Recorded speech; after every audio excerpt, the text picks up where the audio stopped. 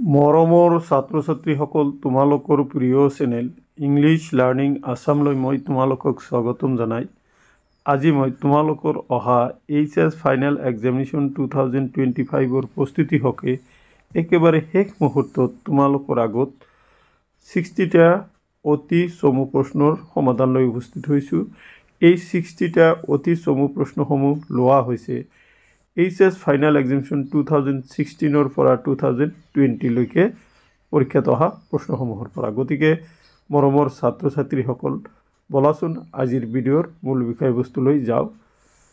পোনপ্ৰথমতে মই তোমালোকৰ হিষ্ট্ৰীৰ পৰীক্ষাৰ কাৰণে শুভেচ্ছা জনাইছোঁ আৰু পোনপ্ৰথমতে মই তোমালোকক 2016 বৰ্ষৰ প্ৰশ্নৰে ভিডিঅ'টি আৰম্ভ কৰিছোঁ। অতি চমু প্ৰশ্নৰ উত্তৰ অৰ্থাৎ এক মূল্যাংকৰ প্ৰশ্ন। ভাৰতৰ পুৰাতত্ব জৰীপ বিভাগৰ প্ৰথমজন সঞ্চালক প্ৰধান কোন আছিল? উত্তৰ আলেকজাণ্ডাৰ কামিংহাম। মগধৰ আদি ৰাজধানী ক'ত আছিল? ৰাজগৃহ। চি। গৌতম বুদ্ধৰ ক'ত জন্ম হৈছিল? উত্তৰ কপিলবস্তুৰ ওচৰৰ লুম্বিনী নামৰ গাঁৱত। মাটিৰ ঢিপ কি? একে ঠাইতে কিছুমান মানুহ কাম কৰাৰ ফলত আৰু মাটিখিনি বেছিকৈ ব্যৱহাৰ কৰাৰ ফলত মাটিবোৰৰ ঠায়ে ঠায়ে ওখ ঢিপ হৈ পৰে, ইয়াকে মাটিৰ ঢিপ বোলে। কোচ বংশৰ সৰ্বশ্ৰেষ্ঠ ৰজা কোন আছিল? মহাৰাজ নৰনাৰায়ণ। আৰবী ভাষাত লিখা আল বেৰুনিৰ কিতাপখনৰ নাম কি? কিতাবুল হিন্দ। জিন্স ই কামিল কি? ভাৰতৰ মধ্যযুগত কপাহ, কুঁহিয়াৰ আদি শস্যবোৰক জিন্স ই কামিল বোলা হৈছিল। আকবৰনামাৰ লিখক কোন? উত্তৰ আবুল ফজল। 1857 চনৰ বিদ্ৰোহ প্ৰথমে ক'ত আৰম্ভ হৈছিল? মিৰাটত। ফৰ্ট উইলিয়াম দুৰ্গ ভাৰতৰ কোনখন চহৰত অৱস্থিত? উত্তৰ কলকাতা। চাৰে জাহাঁ সে আচ্ছা হিন্দুস্তান হামাৰা গীতটি কোনে ৰচনা কৰিছিল? উত্তৰ মহম্মদ ইকবালে। চাহুকাৰসকল কোন আছিল? চাহুকাৰসকল টকা ধাৰ দিওঁতা আছিল। চ' এইখিনি আছিলে এইচএছ ফাইনেল এক্সামিনেশ্যন 2016 প্ৰশ্নৰ উত্তৰ। এতিয়া মই তোমালোকৰ আগত এইচএছ ফাইনেল এক্সামিনেশ্যন 2017 প্ৰশ্নসমূহৰ উত্তৰ দিব ওলাইছোঁ। ব্ৰাহ্মী আৰু খৰস্বতী আখৰ পাঠ উদ্ধাৰ কোনে প্ৰথমে কৰিছিল? জেমছ প্ৰিন্সেপে। কৃতাগঢ়শালা কি আছিল? কৃতাগঢ়শালা হ'ল ভ্ৰমণকাৰী ভিক্ষুকসকল আশ্ৰয় লোৱা জুপুৰি ঘৰ। প্ৰাচীন কালত অসমক কি নামেৰে জনা গৈছিল? উত্তৰ প্ৰাচীন কালত অসমক প্ৰাগজ্যোতিষপুৰ আৰু কামৰূপ নামেৰে জনা গৈছিল। অসমৰ প্ৰথমে ক'ত কৃষক বিদ্ৰোহ আৰম্ভ হৈছিল? উত্তৰ অসমৰ নগাঁৱৰ ফুলগুৰিত প্ৰথমে কৃষক বিদ্ৰোহ আৰম্ভ হৈছিল। ৰিহলাৰ লিখক কোন? ৰিহলাৰ লিখক হ'ল ইবন বতুতা। গুৰু নানকৰ জন্ম ক'ত হৈছিল? গুৰু নানকৰ জন্ম পঞ্জাৱ প্ৰদেশৰ ৰাভি নদীৰ পাৰৰ নানক চাহিব নামে গাঁৱত হৈছিল। মিল্কিয়াত কি? মিল্কিয়াত মানে হ'ল কোনো সামগ্ৰীৰ মালিক। হুমায়ুন নামা কোনে লিখিছিল? হুমায়ুন নামা হুমায়ুনৰ ভগ্নী গুলবদন বেগমে লিখিছিল। দামি-ই কোষ কি আছিল? পাহাৰৰ অতি ঘন জংঘলক দামি-ই কোষ বোলা হৈছিল। ভাৰতবৰ্ষত কেতিয়া প্ৰথম লোক গণনা আৰম্ভ হৈছিল? 1872 চনত। দ্বিতীয় ঘূৰ্ণীয়া মেজমেলত কংগ্ৰেছক প্ৰতিনিধিত্ব কোনে কৰিছিল? মহাত্মা গান্ধীয়ে। ভাৰতীয় সংবিধানৰ খচৰা প্ৰস্তুত সমিতিৰ সভাপতি কোন আছিল? উত্তৰ ডক্টৰ বি.আৰ.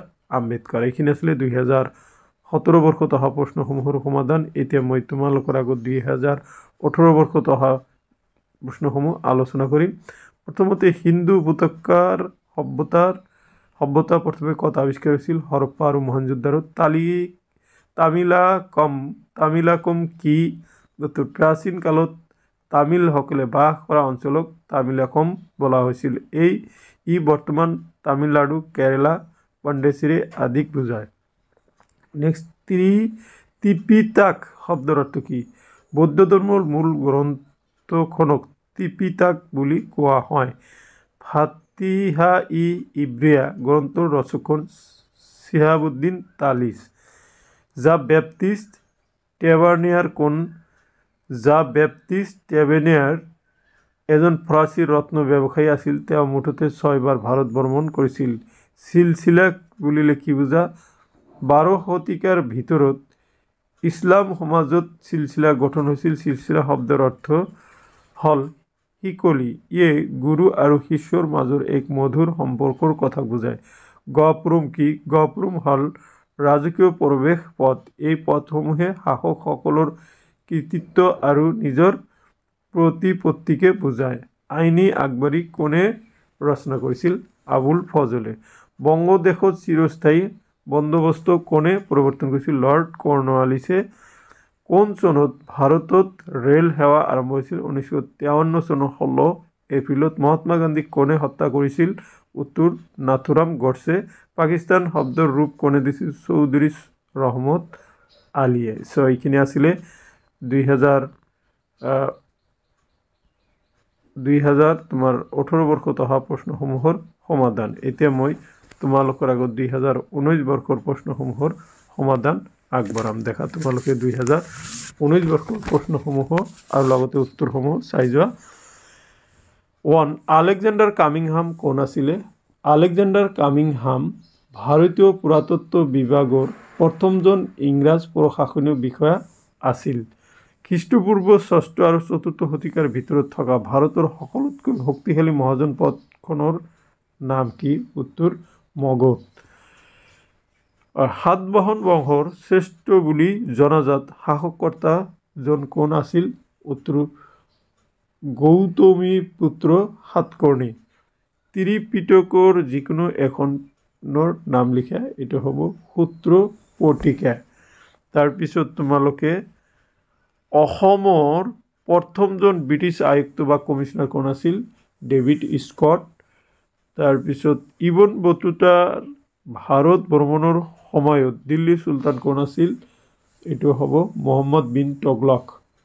তাৰপিছত মুকাদ্দাম বুলি কাক কোৱা হয়?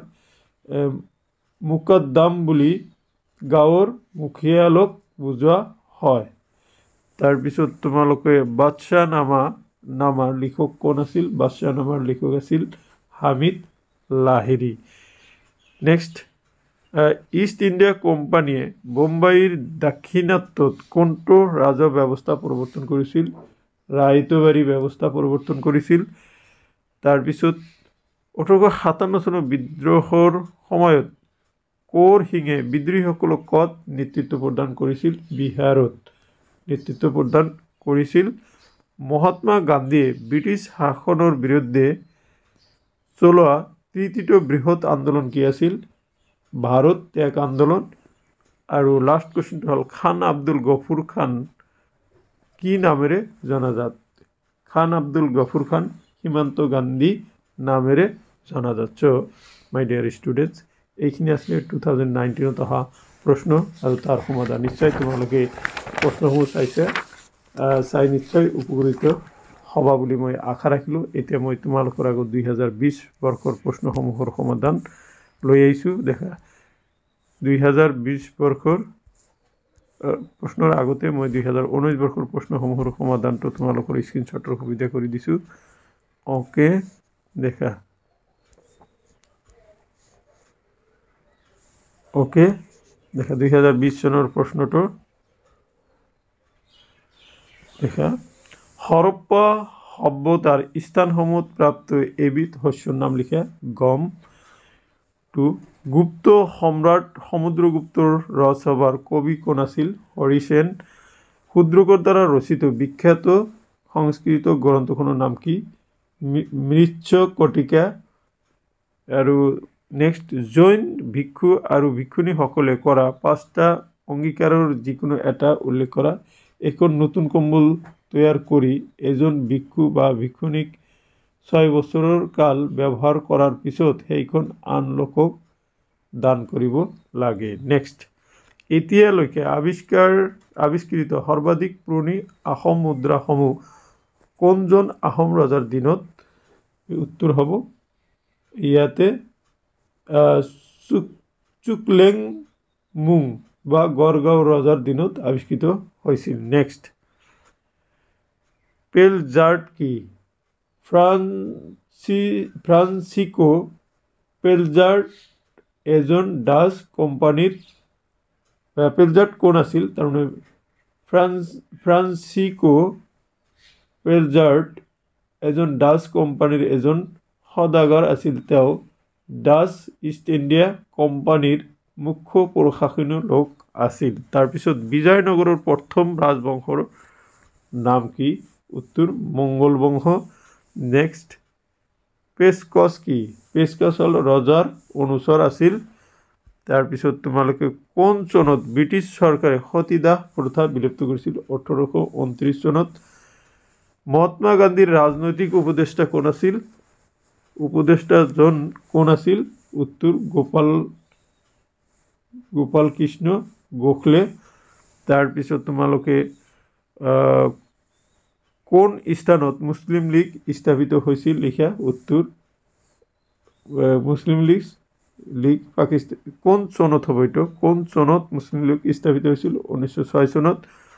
সংবিধান সভাৰ কোনজন সদস্যই কাৰ্যপ্ৰণালী প্ৰস্তাৱটো উত্থাপন কৰিছিল? উত্তৰ পণ্ডিত জৱাহৰলাল নেহৰু। চ' মাই ডিয়াৰ ষ্টুডেণ্টছ, এইখিনি আছিলে 12টা 2020 চনত অহা অতি চমু প্ৰশ্ন আৰু তাৰ সমাধান। এতিয়া মই তোমালোকক এই 12টা প্ৰশ্নৰ সমাধানখিনি স্ক্ৰীনশ্বট মাৰাৰ সুবিধা কৰি দিছোঁ। তোমালোকে স্ক্ৰীনশ্বট মাৰি ল'ব পাৰা।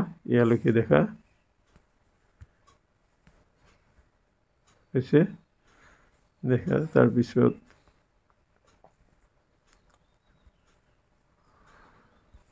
অ'কে। চ' মাই ডিয়াৰ ষ্টুডেণ্টছ, এইখিনি আছিল আজিৰ এই ভিডিঅ'ৰ বিষয়বস্তু। আশা কৰিছোঁ আজিৰ এই ভিডিঅ'ৰ বিষয়বস্তুখিনিয়ে তোমালোকক অহা পৰীক্ষাত সহায় কৰিব। সৌদশেষত তোমালোকক হিষ্টৰী পৰীক্ষাৰ বেষ্ট অফ লাক জনাই ভিডিঅ'টি ইয়াতে সমাপ্ত কৰিছোঁ। Thank U.